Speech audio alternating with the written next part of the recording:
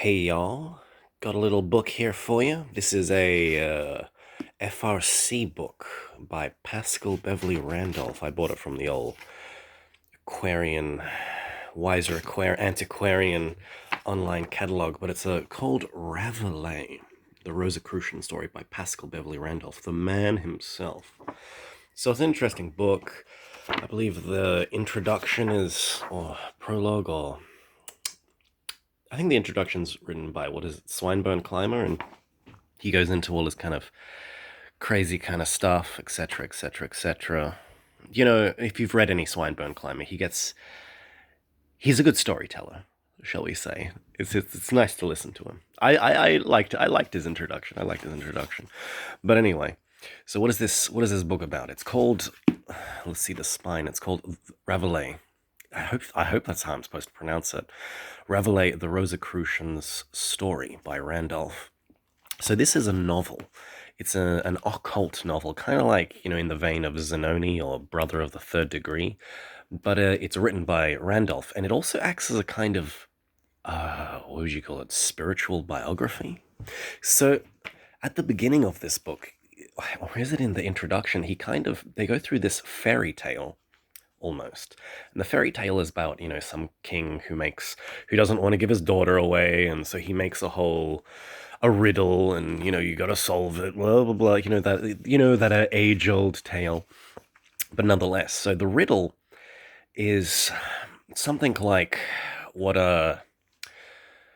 what gives of itself completely, what shines down on everything, and what shares its heat with everything, and that is not the sun, like something like that. And people come from far and wide, and they try to complete this riddle, and they all fail, and they all get beheaded because they all want to basically, they all want a bit of that, a bit of the emperor's daughter, you know what I mean?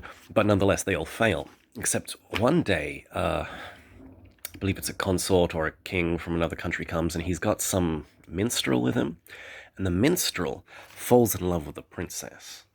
And so as he falls in love with the princess, he kind of just goes out at night and plays to the moon, and he basically just emos out and just sings his emo songs into the sky. But he connects with something, and he gains the answer. And of course, also there's that whole backstory thing of like, on the princess hears him out at late at night and hears his words of love, and so they, even though they've never met, they fall madly in love, etc., etc. So he goes and he completes the riddle. He goes to the king and he says, the three prerequisites, they are light, love, and life. Which is very interesting because if anyone knows anything about Rosicrucian rituals, those things definitely mean something. So he completes the riddle by giving the answers: light, love, and life, or in whatever order.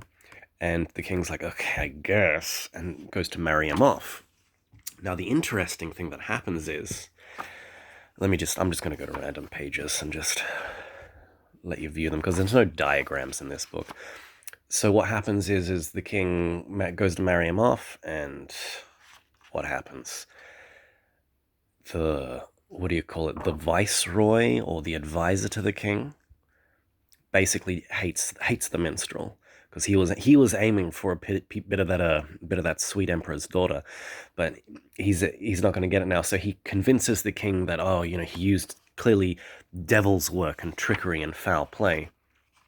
So because of that, the king then, goes against his oath and captures the minstrel in the middle of the night, and they take him down to the dungeon, and they're gonna behead the. Is he a minstrel or a musician or a lyre player? He's something musical, and they go to behead him, and just before they behead him, he curses them, and as he falls slain, a voice is heard that damns everyone present.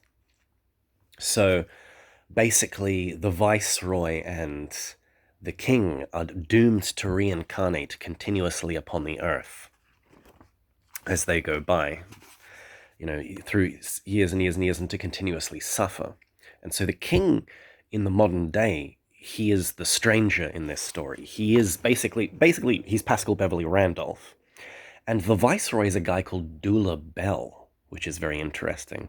And he says that Dulabella has become a member of the Black Lodge or something, and that there's this august fraternity that even though he's this lost soul wandering throughout history, he at one point joined the Rosicrucians in a past life and has been with them ever since. And it's like, oh, okay, that's cool.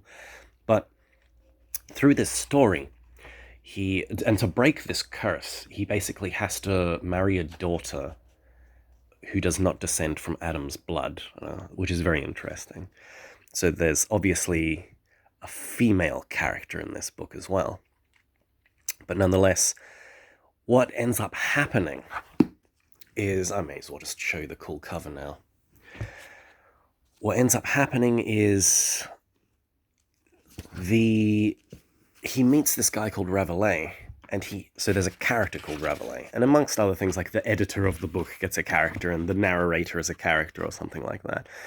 So he meets Ravalette, who's this kind of Rosicrucian-esque hierophant, and then he meets all these other people along in the story, like he meets an Italian count, and he meets another guy called Micus, which is apparently an ancient Chaldean word for teacher, but nonetheless, he meets all these people and they all have fantastical powers. Like Micus is clearly some like Zanoni, like immortal alchemist, and the Italian count has all these mesmeric abilities to hypnotize people and make illusions appear in glass mirrors. And then he meets another guy who also, he can like manifest things and use magnetic powers to heal. And then he meets a guy in his dreams, and it's interesting, all the names are like, it's like one guy, the guy he meets in his dreams is basically just Ravalette spelled backwards, and there's one count, it's not the Italian count, but he meets another guy at a party who has powers, and that guy's basically an anagram of Ravalette. So it's like, spoiler alert, in the end, all these guys are the same guy.